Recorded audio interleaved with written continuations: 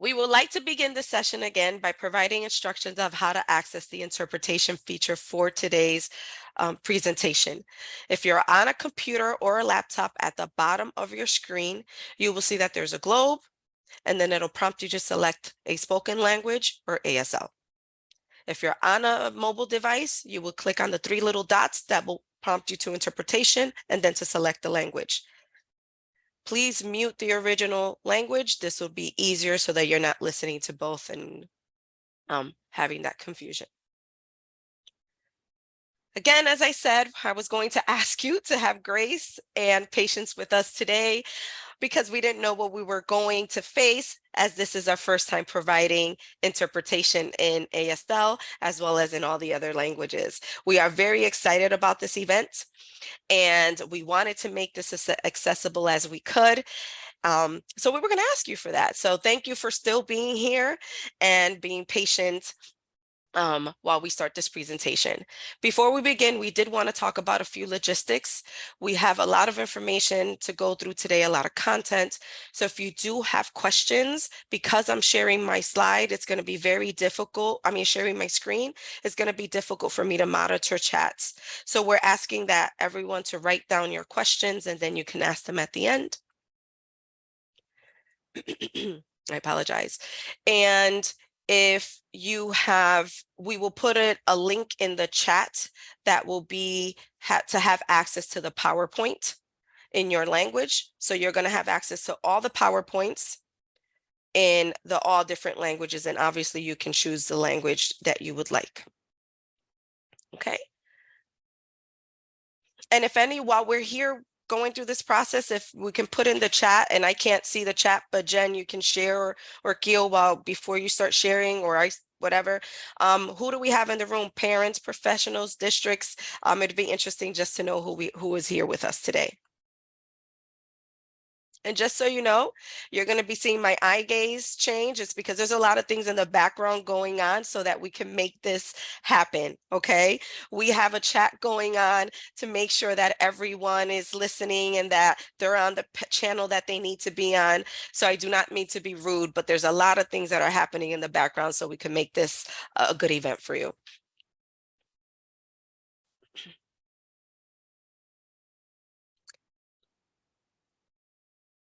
My name is Joviana Morales, and I am one of the bilingual parent consultants here at CPAC. Language access and equity is a part of my everyday life, and it's also very personal to me. I recall being a middle schooler and a high schooler having to interpret for my non-English grandmother at doctor's visits.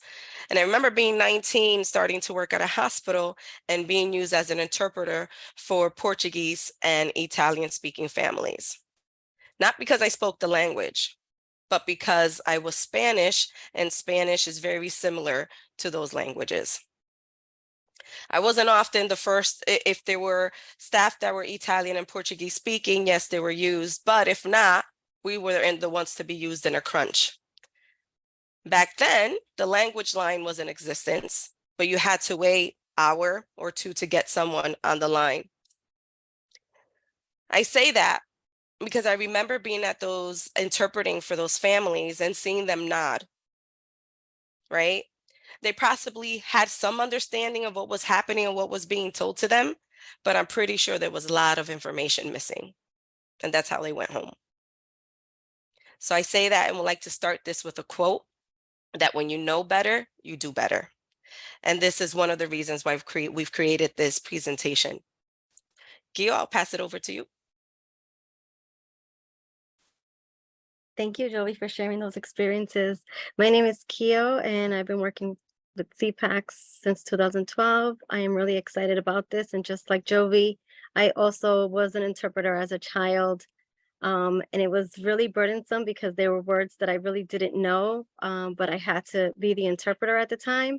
So we're hoping that not only those that are here as families and those that are here as professionals can see those challenges and can have some takeaways after today. Thank you.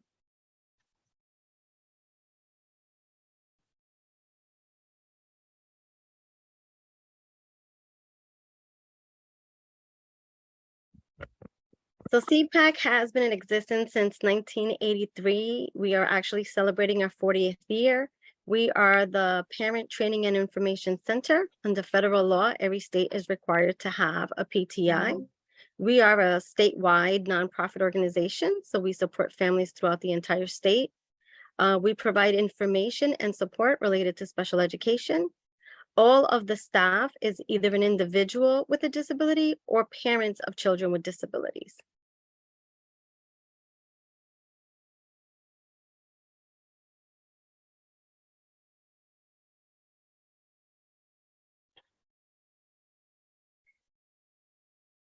Our vision is that all families will have the confidence, knowledge, and understanding that they need to effectively advocate for their children. We really believe that parents are their child's best advocate, and we want them to partner with professionals to ensure that children and youth can grow and learn together to their full potential. CPAC's mission is to educate, support, and empower Connecticut's diverse families of children and youth with any disability or chronic conditions ages birth to 26 and the professional start that there. Okay. You can take on the next one.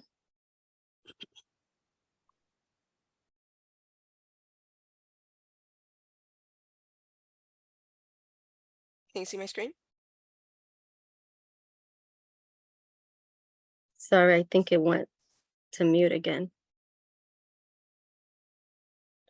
We receive funding from a variety of sources. The PTI grant through the U.S. Department of Education provides us with inroads to other groups within the state. CPAC is also a partner with Connecticut's new statewide Family Engagement Center called the Connecticut Family School Partnerships, where CPAC works in partnership with CREC, CERC, and AFCAM.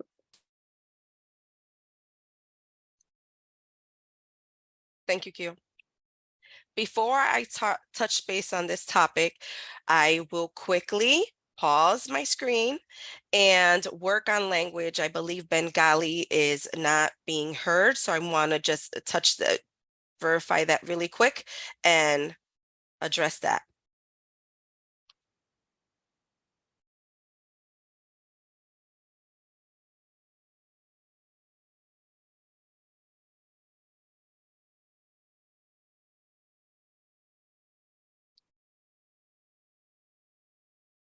Just checking.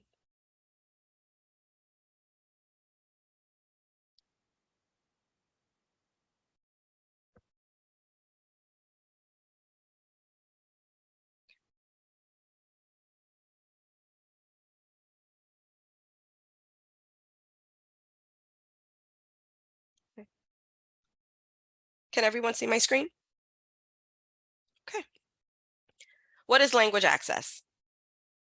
We wanted to start here to define it for everyone. I think we all may have an idea of what it is or what we think it should be. So we thought that this would be a good place to start so that we can all be on the same page. So language access is when an individual who doesn't speak English well or at all has meaningful access to benefits, wide range of services, and information on important aspects of programs and activities. And it's just not related to spoken language. And we'll go into details about that a little bit later on. So now that we talked a little bit about defining language access, we wanted to gauge your thoughts behind it. You could be completely honest and share what are your thoughts about it, about having meaningful access.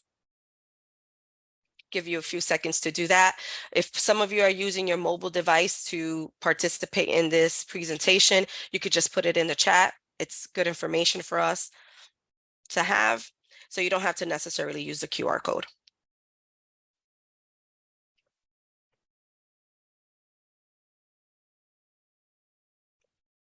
So we define language access. We've asked for you to give some words, what your thoughts are on it. And now we want to ask you to rate your knowledge on language access. I know we're asking a lot of you today. So this is just to base the growth, right? The hope is that you have gained some knowledge regarding this topic. We're not expecting for you to know anything about this topic. So please be honest. And again, if you're using your mobile device to be a part of this presentation today, you could just put it in the chat.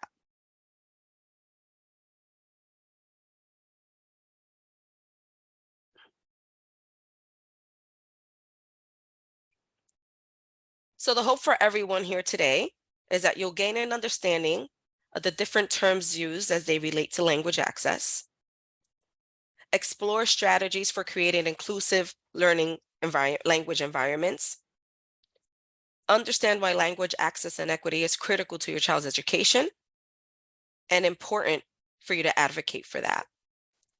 Awareness of the relevant laws, regulations, and policies related to language access. Develop effective communications with the use of interpreter and translators. And foster partnerships that support sustainable language access initiatives.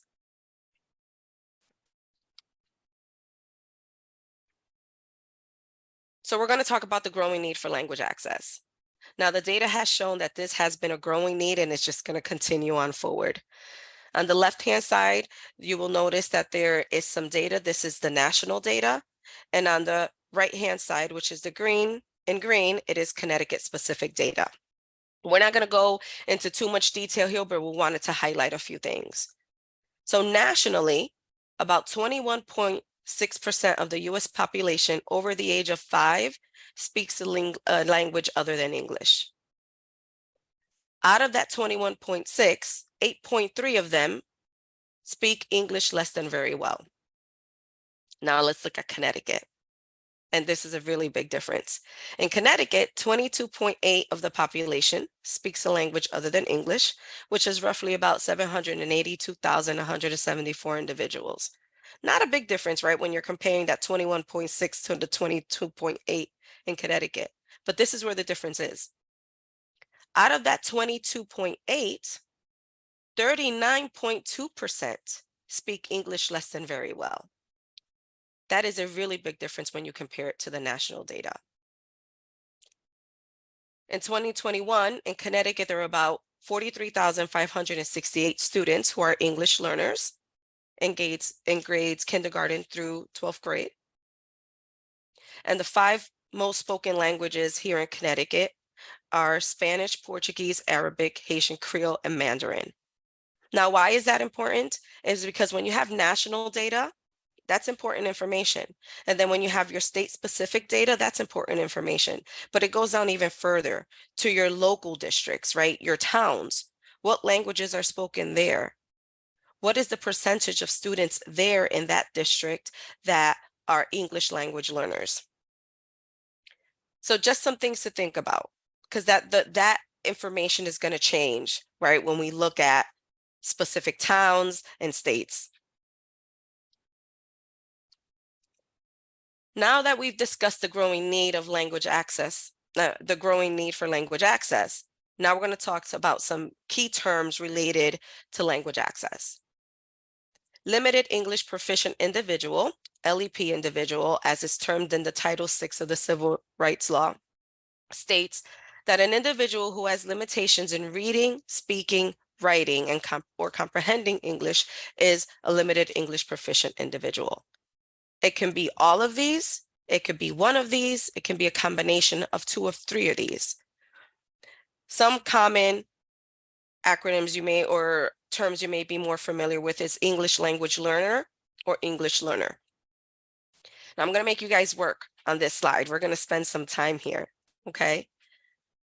So I need you to reflect in all your different roles, whether you're a parent, a professional working at a school, or working as an advocate or working to support families.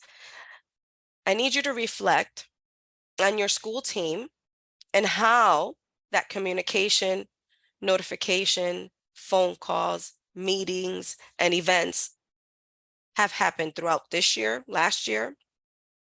And when we think about school team, I want you to think about all of those interactions. That could be your principal, that could be your child's teacher, that could be the secretary, the school counselor, their special education teacher. And I also want you to think about meetings, high stress events, like parent and placement team meetings known as PPTs, or 504 meetings, or discipline meetings and suspensions. And they all have an important role. And the reason why I want you to reflect is because I need you to then identify.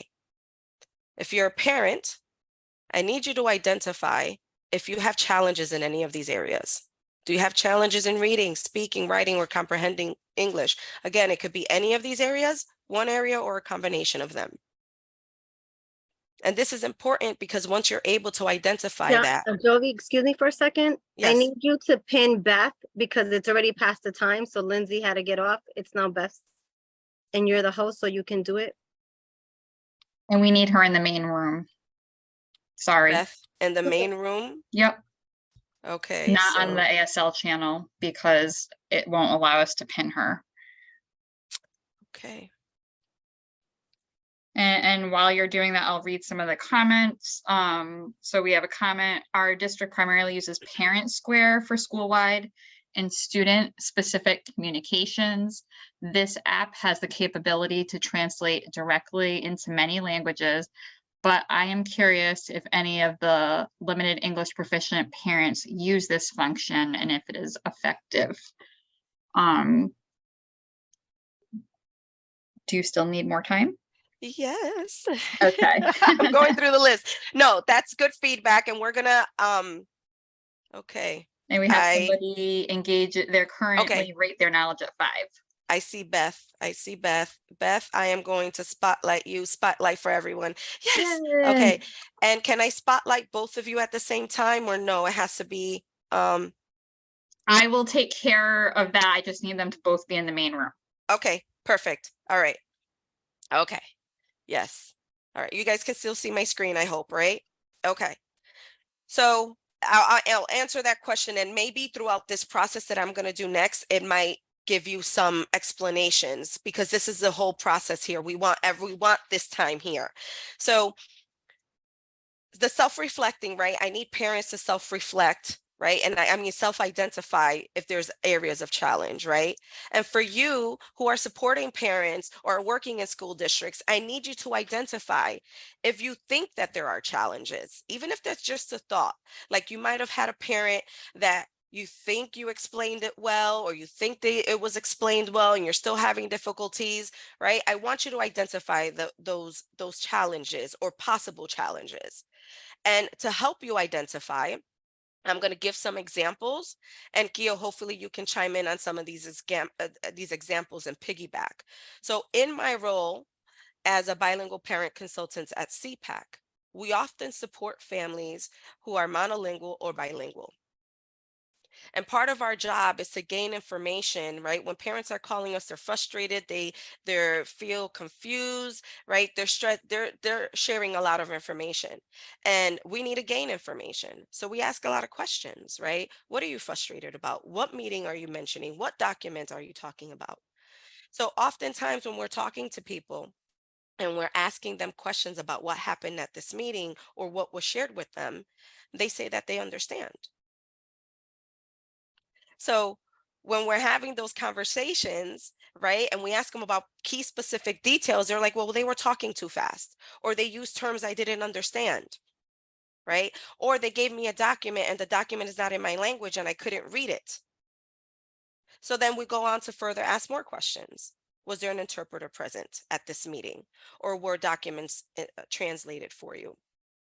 And we have a few scenarios there. The interpretation piece we're going to get into. But oftentimes parents says, yes, there was an interpreter present. Most often, that's what they say. I share with them, did you inform them that you had difficulty understanding or that the information that they shared is not in your language? Sometimes they say yes. And they say, well, I did tell them and I feel like I was ignored, or I was told that this information is just not available in my language. Or one of the common things we get is, no, I didn't inform them. And when I ask them why, what I get is, I'm afraid, or I didn't know I could ask for it. And when I ask them, why are you afraid? Because assumptions are going to be made about me and my family and level of education.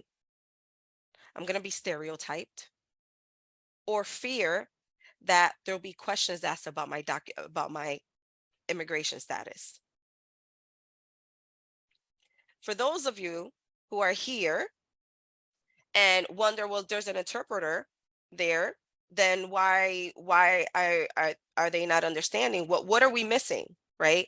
And oftentimes what families say to that is, well, the interpreter was present and the interpreter did interpret, but when the school gave a paragraph worth of information that was maybe 5 or 10 minutes long, the interpreter gives me 2 sentences. Or when I, in response, need to share my concerns with the district, I give a paragraph 5, 10 minute long, and what the interpreter says is 1 or 2 sentences. So the importance of this is that once you've identified as a parent that you have challenges in this area, then your role is then to advocate by informing your school Jovi, team.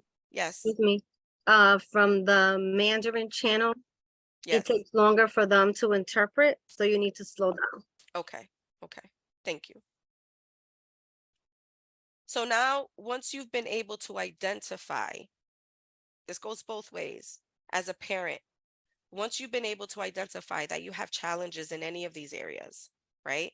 I also need you to think about that you may understand information that is being told to you, but when you need to communicate, it is better for you to communicate and express yourself in your language, whether that be spoken language, written language, however that is.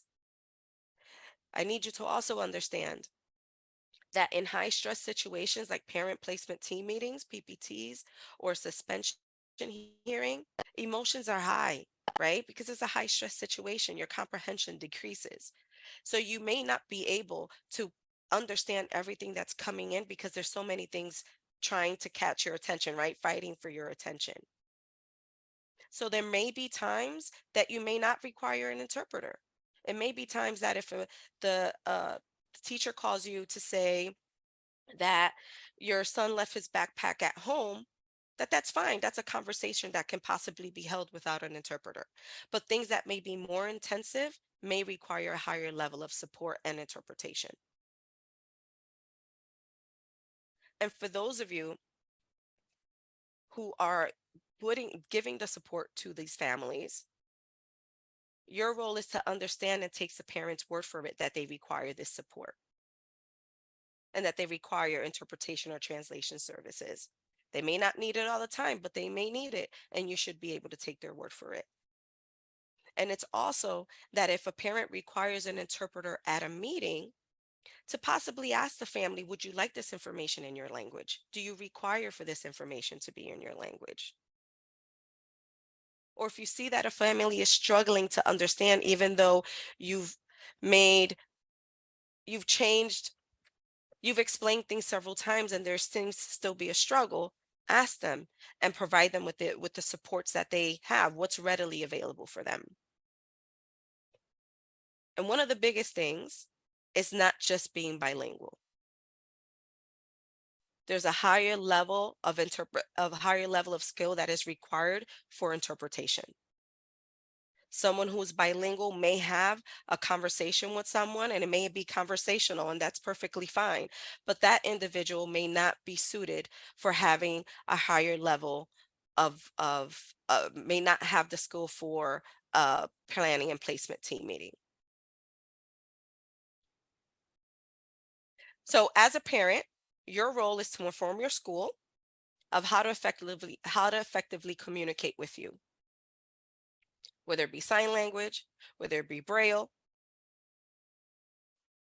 This provides you with the opportunity for meaningful access and meaningful participation in your child's education. This avoids miscommunications, missed educational and enrichment opportunities for your child,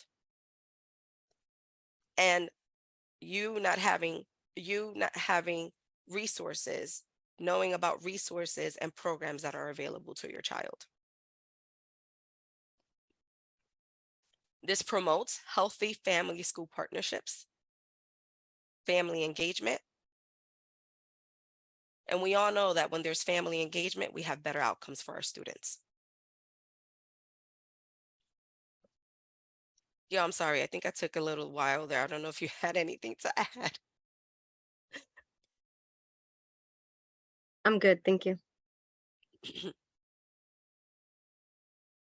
Parents, you are a vital member to your child's education. I think as parents, we often lessen our role at the table, right?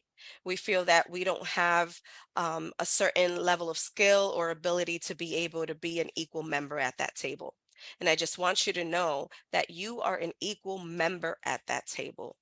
You are an expert. You share that table with your educational team. You are the expert in your child. Your child will change grades. The teachers will change. They will change schools. Many things will change in their life. But parents and caregivers, you are the constant for your child. You know their health conditions. You know major issues in life, right? Divorce, death in the family, move, traumatic experience. You know their personality traits, whether they're shy or not spoken. You know their strengths and weaknesses, their learning style, study habits, special interests. Your child gains by you being a vital member of that team.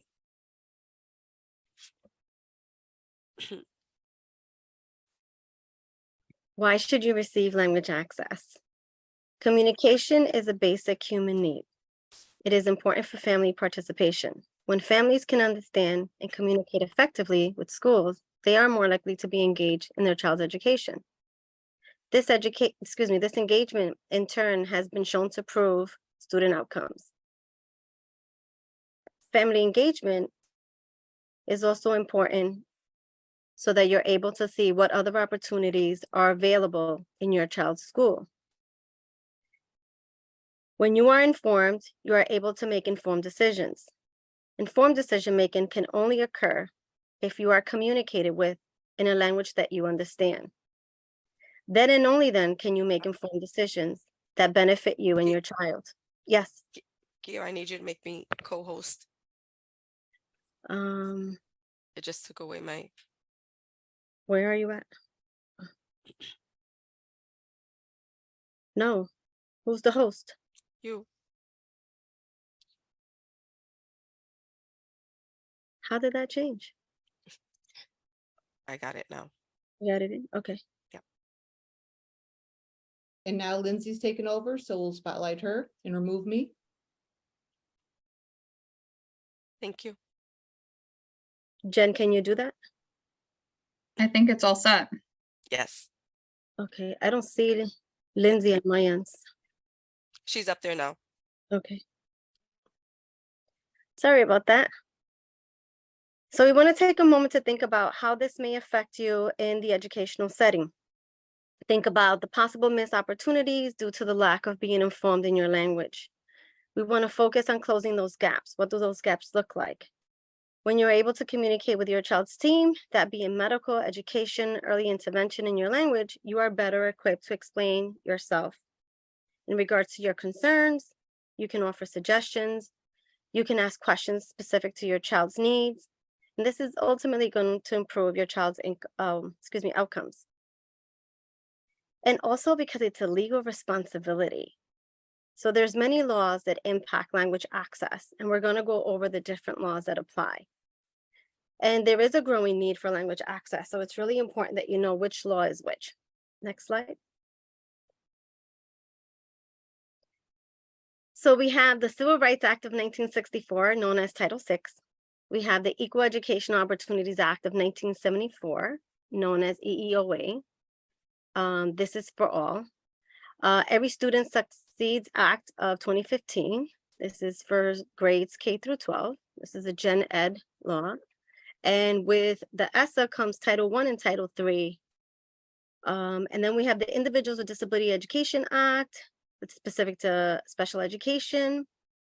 There's also guidelines specific to 504 in regards to language. And then we have the Connecticut Multilingual Language Learner Bill of Rights that was just put into effect in July of 2023. And then we have Connecticut statutes that are specific to ELL students, and it establishes bilingual education criteria, provides guidelines for ELL program implementation, ensuring that language minority students in the state receive equal educational opportunities. We also have another state reg in regards to how public schools should run bilingual education programs, including assessment of students, program criteria, and staffing requirements.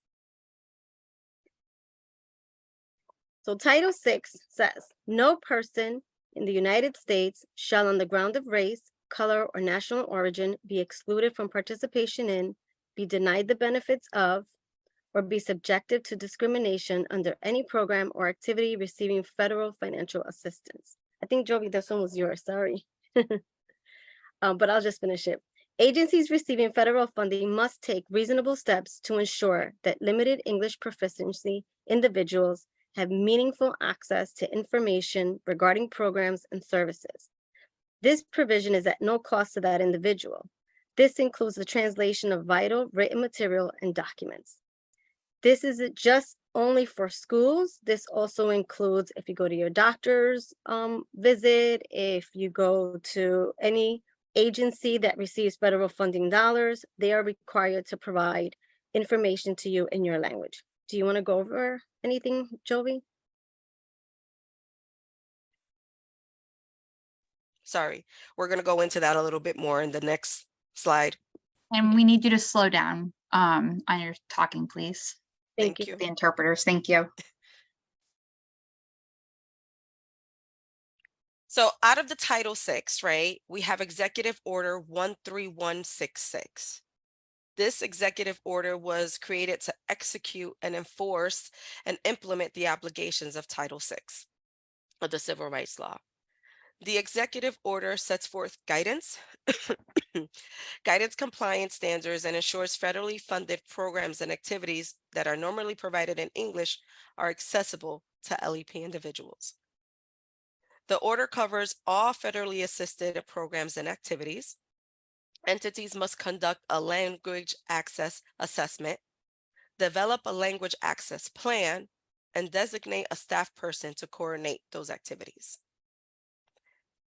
The executive order requires federal agencies to examine the services they provide, identify any need for services to those with limited English proficiency, and develop and implement a system to provide those services to LEP persons so that they can have meaningful access.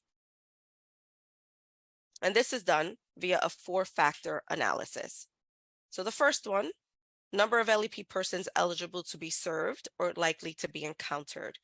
This is, if you recall a few slides ago when we were talking about data, right? We have the national data, we have Connecticut data, right? So when we talk about that, we want to find out what is happening, not just in Connecticut, right? We have Connecticut, but we need to know Connecticut is the overall, right? Because that's for the entire state. But we need to look at our own little towns and districts and see what the data says. What is the population, diverse population in that specific town, in that specific district, which is going to differ district to district. So if we look at, for example, I don't know if there's a lot of people here from New Britain, but New Britain has a high Polish population, and that is possibly the third most spoken language in Polish, right? Outside of English and Spanish, it's probably Polish. But it's important that each district has that information. Then it's the frequency of contact. How often will this population be encountered? How often are they going to benefit from, or they're going to use this program or benefit from this program? The nature and importance of the program, right? Public school, which is education, versus golf club.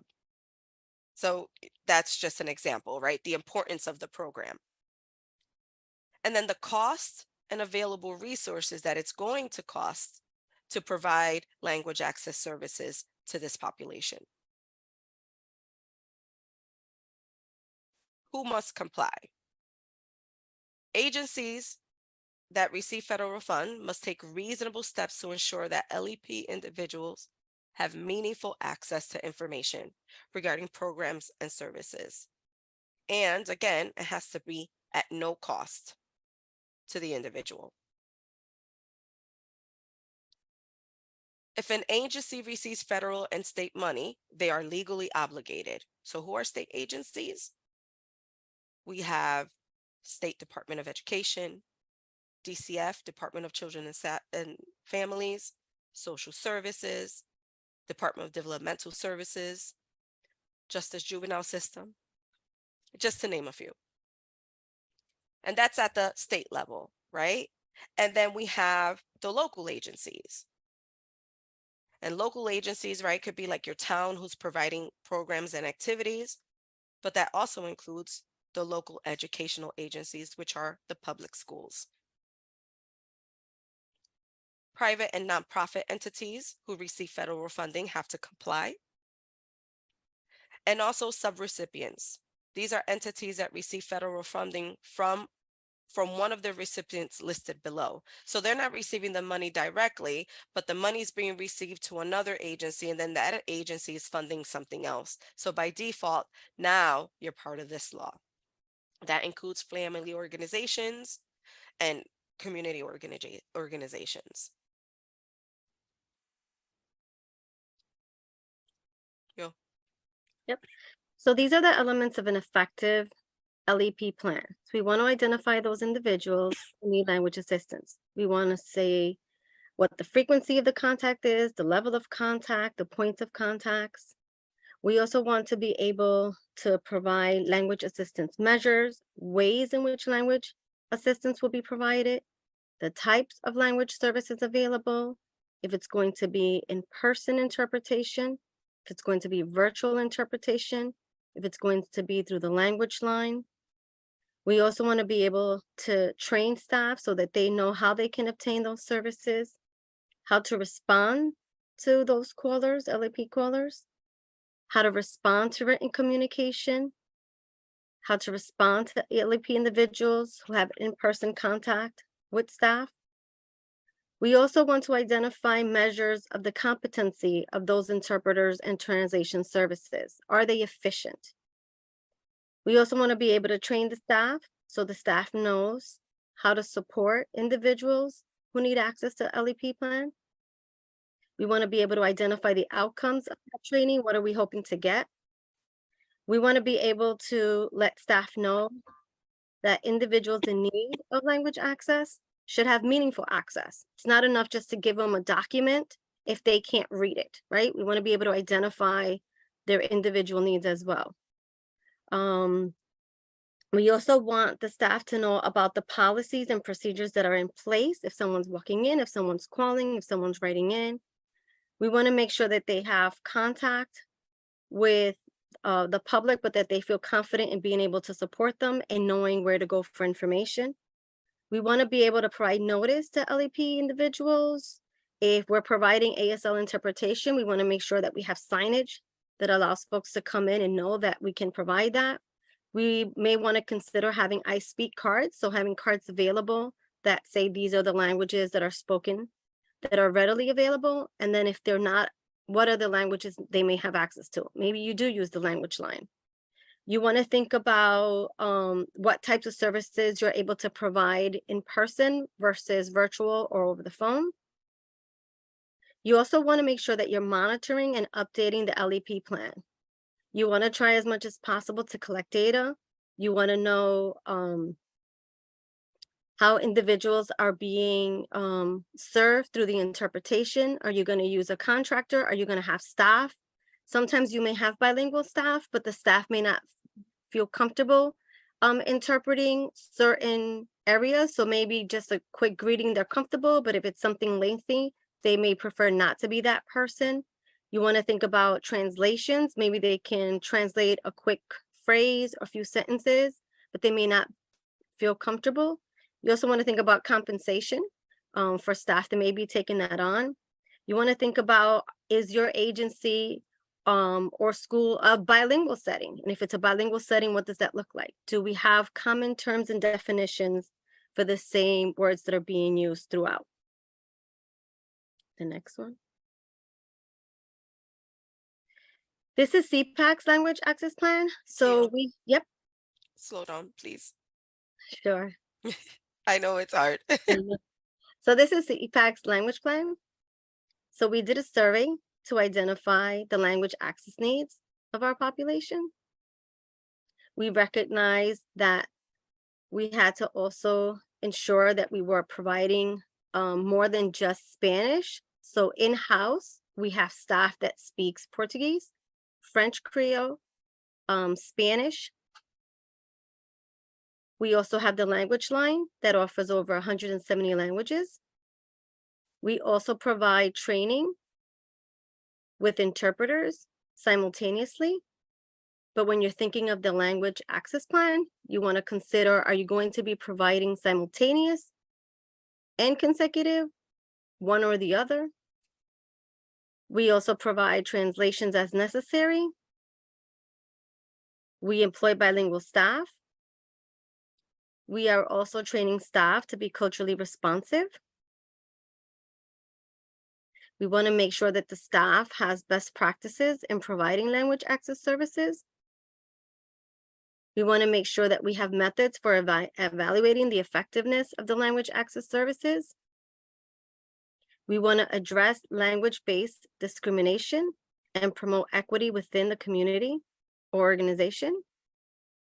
We have a We Speak campaign, and that's where we have promotional materials in regards to the 3 languages of staff that we have, which is again, Spanish, Portuguese, and Creole. We also monitor our language access plan, and we review it every 2 years and make changes as necessary.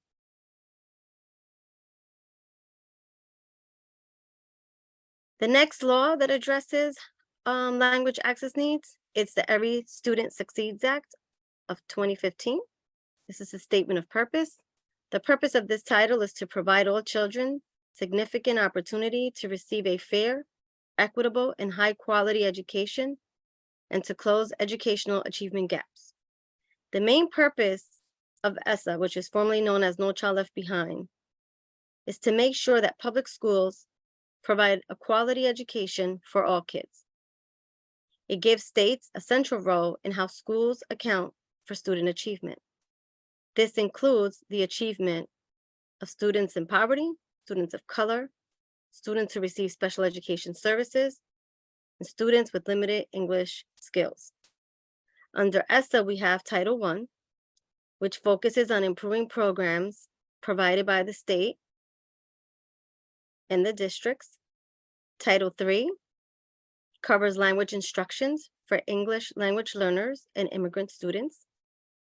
This also includes parent involvement. Parents should be notified of a Title I school and the various programs available in a language that they can understand. Title III also has a parent notification in regards to their English language learner students and what programs are available in a language that they can understand. So families should be receiving notices if their child is getting services as an English language learner, and the information should always be in a language that they can understand. So if it's written, if it's oral, they need interpreters. This can also include for parent-teacher conferences. It does not have to only be at a planning and placement team meeting or a manifestation meeting or expulsion hearing. Anytime a family is coming in contact with the school in regards to their child, interpretation should be offered. If they cannot provide someone in person, then they have to think of Plan B, which may be the language line. The next one. This one is you, Jolie.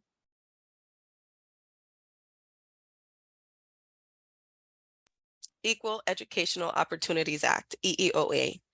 Equal Educational Opportunities Act is an entitlement to equal educational opportunities for all students, regardless of status, that are enrolled in public schools. Now, this is really important. A denial of educational opportunity is when an educational agency does not take action on language barriers that impede participation in district educational programs. By not providing LEP parents, you, the parent guardian, information in your language via interpretation, translation, or other mode of communication, this is really important. That other mode of communication hinders how parents' awareness about programs or activities available to their child, which in turn can impact the student's equal educational opportunity. It is important to know that LEP individual may not be the student. So an LEP individual may be the parent. It doesn't necessarily have to be the student. They're separate. The student may be an English language learner, and the parent might be as well. But outside of that, if the student understands English perfectly well, the parent needs to have access to that information in the language that they need. Because the parent is the one that ultimately makes the decisions on these opportunities or counsels their child on these opportunities. We don't want the students and the children to have missed opportunity because the parents were not aware of this opportunity. So again, it hinders equal educational opportunities if the parents are not aware of this information in their language. Now, educational opportunities, right? It's not just education and academics, which I think often it is what we think about. It is about opportunities. That could be sports, that could be field trips, that could be school clubs, right? The multicultural club, the chess club, things of that nature. Parents need to be aware of these opportunities so that their child can partake in these opportunities. And I also want to impose, when we think about mode of communication, right? We need to think about the parents who we're working with and supporting. Are there visual impairments, deaf and hard of hearing? Or is there a parent that just can't read? How are we going to communicate with these individuals and these parents so that the students have an equal educational opportunity?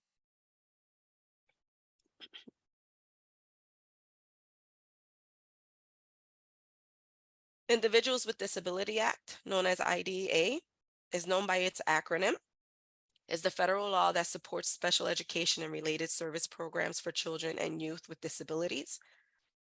This is specific to those who are receiving special education or have been identified.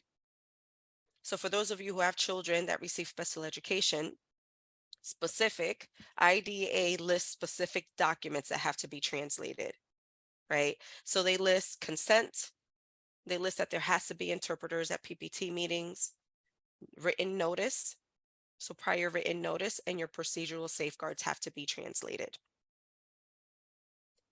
Notice that this list of IDEA that IDEA provides does not include an individualized educational plan, which is an IEP, which is a vital document. And this is important for you to understand your child's educational program. So the reason why I mentioned that is because all of these laws collectively work together. They shouldn't be used in silos.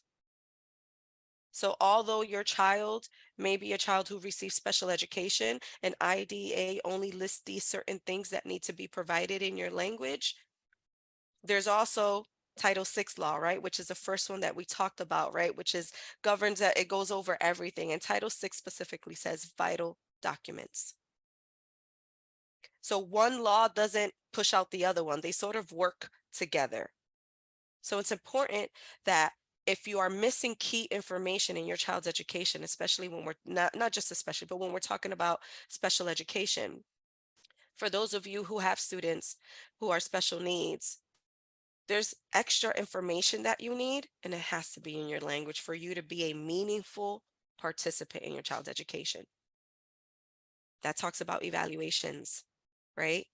Evaluations is a big thing, right? We plan for the next 3 years on and for based off of these evaluations. It's important for parents to have that in their language.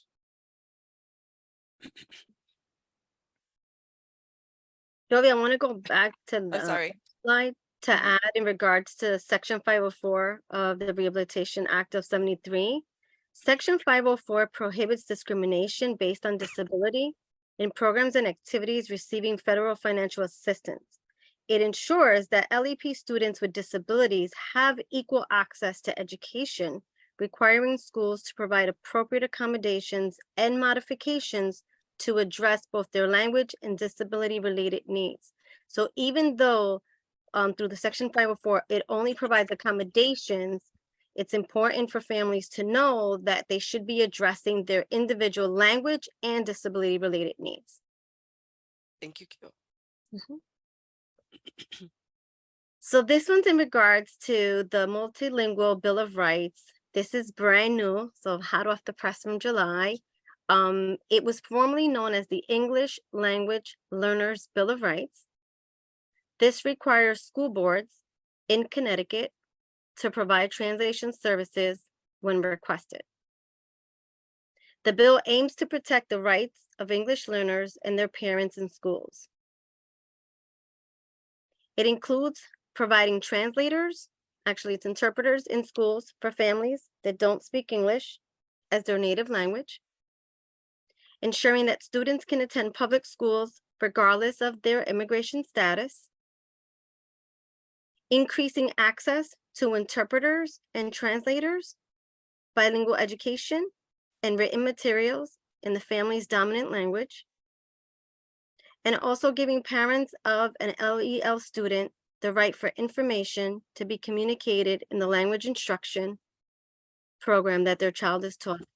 So this is really important because even though we have laws, specifically that Title VI, which is a civil rights law, we've added this additional thing to protect our students and families here in Connecticut.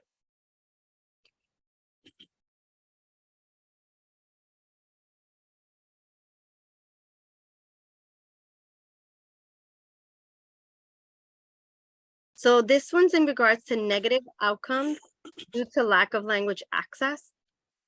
So the lack of language access may result in a student being denied equal educational opportunities. It may limit the student's access to programs and activities that may be provided the information in English, so it's not accessible to LEP individuals. The lack of access could prevent students from being able to participate or families in being able to explore educational opportunities, for example, college tours, summer programming, summer camp, after-school programming, report cards. It could be letters from the district and state in regards to statewide testing, district events. It could be changes to a student's schedule. It could be about possibly taking college courses so that the student can earn credit in high school. It could impact their opportunity to apply for funding, for grants, scholarships. This could also impact the student from being able to participate in sports. Maybe the student needs to have a health form filled out, but the family is only getting information in English. The student may not be able to interpret. This may limit a student's participation in parent-teacher conferences. It may limit opportunities for them to do internships. This can also impact students who have special needs in regards to their IEP, progress reports, translation of vital documents, for example, evaluations, assessments. And it isn't just within the school, but it could also be throughout the community. So we want to make sure that there is opportunities for schools to ensure that students and families have access to information that's being shared in English. Access to tiered intervention, that could be a negative outcome. Maybe they're not getting these services. Or how to get help for any learning concerns. Their child is struggling. Who should they go to? What can be done? I mentioned high school course selection, college planning. A lot of time these events are done in English. Do we provide interpretation at these events when there is college fairs, resource fairs? The next slide.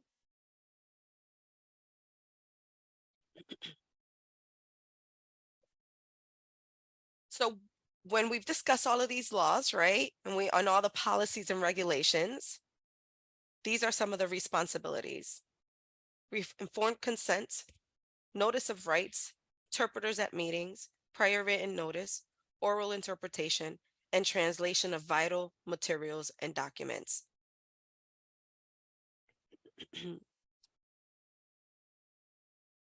Bottom line is that when we know better, we do better. Now, I can tell you that based off of everything that has happened today, we have learned what we will not do next time, how we need to change things, right? And it's not a point about being perfect. It's a point about being intentional. It's a point about doing better now that we've gained some information. If we would have never tried it, we would have never seen how it would have come out and how we can make it better. Right. So I know that we kept you guys on hold for a little bit. Thank you for having patience with us. But I do want to stress that it's never about being perfect. It is about how can we support families? How can we make this accessible? How can we be inclusive? And for you parents, it's sharing that you can be empowered, that you have rights. This is part of the law. It's not a favor that is being done for you. This is what's supposed to be done for you to have access, for you to have a seat at that table, which you deserve, for you to have meaningful access and have meaningful participation in your child's education. So this is where you can be leaders. We want to make sure that we're educating agencies and families on LEP rights and responsibilities. We want to advocate with families to ensure agencies meet their obligations. But it starts with you. So thank you for being here. We want to inform other parents of their rights to empower them to request language access services. We want families to participate on boards, to become staff or volunteer, to build bicultural workforce. We want to build coalitions. We want to partner with diverse community-based organizations. What else can you do and what have you done? If you can put stuff in the comments, that'll be helpful so that folks can get ideas. We want to empower other families. We want to educate the school personnel. Sometimes one school does it well, one team does it well, one district does it well, but how can we get everyone on board? We want to bring awareness to organizations that these laws exist, that if they are receiving federal funding dollars, they have a legal obligation to provide a language access plan to support the individuals that they serve. We also have a roundtable. We have an English one and we have a Spanish one. So if you're interested in being part of our parent roundtable for parent leaders, please let us know and we can send you information. The next one. So I'm going to make you work again. We just want to gain some knowledge or gain if there was growth, right? If we hope that you find this information useful. And again, you can share. There's no problem with that. We just want to see, the hope is that there is some growth or that there is some knowledge on this topic. Jovi, we're going to pause as we switch ASL interpreters, please. Okay. Thank you. Thank you. And while you guys do that, the last time I'm going to make you work, that's it, I promise, is for you to share what words come to mind now, having been through the presentation about language access. I want to stress that it can be a huge undertaking. This has been in work for months now, and we did it, right? We, little by little, we chopped at it, and it gets better and better and better over time. So please share what thoughts come to mind in the chat. I know that for me, this was very, very exciting. I know that for many of us, it's personal. We have a passion for it, and we want to make things accessible for all. Just one thing that we didn't touch top base on, Gio, is that we have the toolkit. So we have a family toolkit and a professional toolkit. The family toolkit, it will have information in the languages that were interpreted today, but they're not limited to those. We did not want to limit just on what the the languages we had today, if we found a resource, we wanted it to be available for anyone. So some languages may have more resources than others because some of them are not created by us. Some of them are from the state, some of them are from many other organizations, and we've put them in the toolkit for everyone to have access. And then the professional toolkit is how you as district or professional can support your families. How can we do better as a team? So I am going to stop sharing my screen. I'm gonna share the Mentimeter. Yes. Oops, hold on.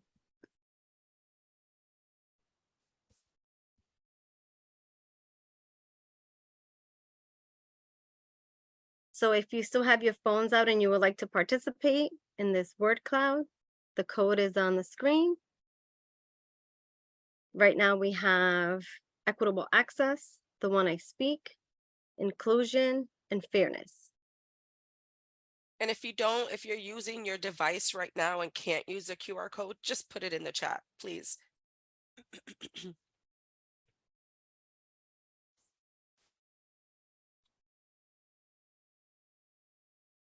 Am I still sharing my screen? No.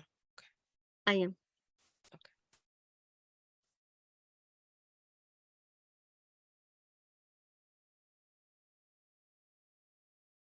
While we're waiting for more words, are there questions in the, There was one that Jen, while we were trying to figure everything out in the beginning, that Jen had mentioned about the school app. So I just wanted to talk about that a bit. I believe that there's like Class Dojo, there's Parent Square, and there's probably many other ones that you can change the language. And I want to point out that those are great access, but there's nothing that's going to be foolproof. And the reason why I say that, right, is because technology is technology. And even as humans, we make mistakes, right? So understand there's not going to be always a translation that may be perfect, right? Because a word that I have in English may not be translatable and in all of the languages that we have today. So we're sort of like replacing it with the most close word to it, right? Or the phrase, or trying to explain it. So I do think that it does provide access, but sometimes, right, when you're reading a text, you don't get the tone on that text, right? And sometimes if it's being translated from one language to the other, it may seem rude when it's coming across, and it may not be, right? It could also be culture, right? If we just have to understand that all of those things play a role. So to be cautious if someone is responding a certain way and you're like, but wait, I didn't mean it that way. Ask, what did you understand by what I said? But what did you understand by what I sent? And then have a conversation about it, because that may avoid many more things in the future. So I'm not saying that it's wrong. It's just to use caution. and Here, I don't know also if you have because anything to add. translation is computer generated. So sometimes as a result, you may lose information in translation. So you want to keep that in mind as well. Since I'm sharing my screen, can you check the chat box, or Jen? Yes.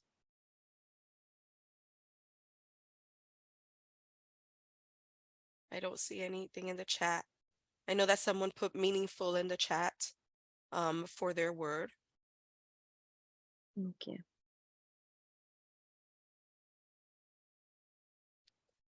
So just to let you know, this will be eventually up on YouTube in all of the languages that were provided for today. You will have access to the PowerPoint that was shared for this presentation today. If you have questions, please feel free to ask the question. Let me make sure. Yeah, I don't see anything on here.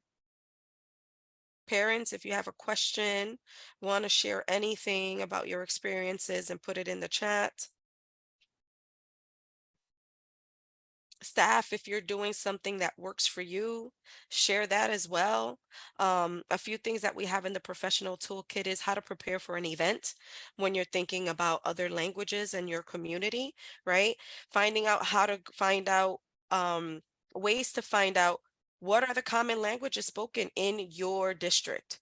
so that when you're planning for events, then you can take that into consideration, if you're providing interpretation. Also, when you're thinking about having meetings or parent and placement meetings, parent teacher conferences, how to plan for that. Um, Simultaneous interpretation versus continuous interpretation, all of those things have key. It's important to understand.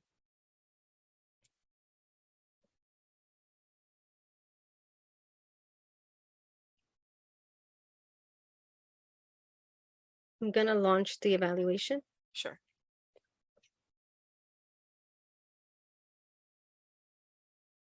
So So for those, go ahead, Gio. Go Go ahead. ahead.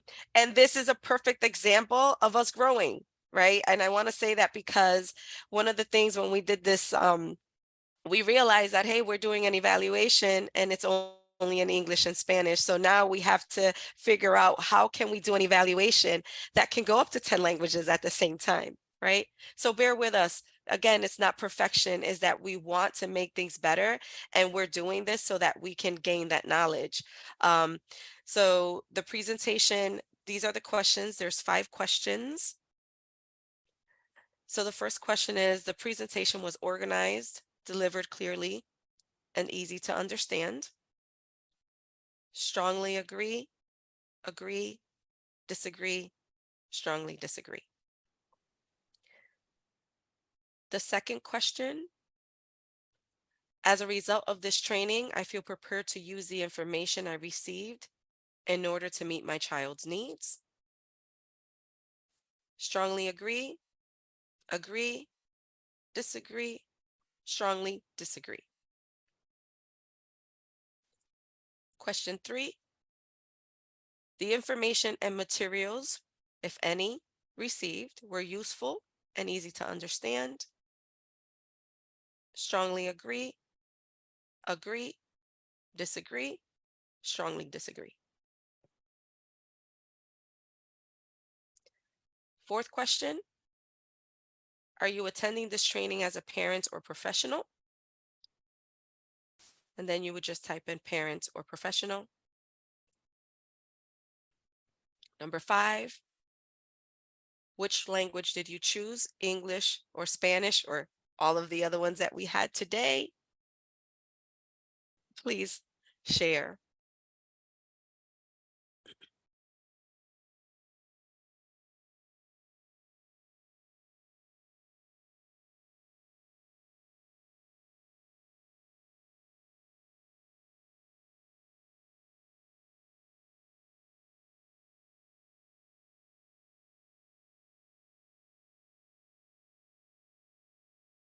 Would anybody like to say anything before we?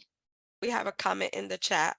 Thank you for the helpful link and all of the information you shared today. I hope more parents and professionals can benefit from this.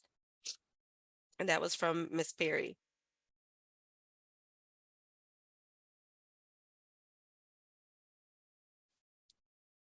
We want to thank all the interpreters that joined us today. It's still a process for us to learn to slow down, especially as we get comfortable with what we want to share. But thank you for joining us. This was a huge undertaking because we required to have 2 interpreters for each language, and that includes ASL. But we are grateful that you joined us and excited about the future. Look forward. I look forward to this. This is very exciting. And the team that we had it was amazing. So I thank you, everyone.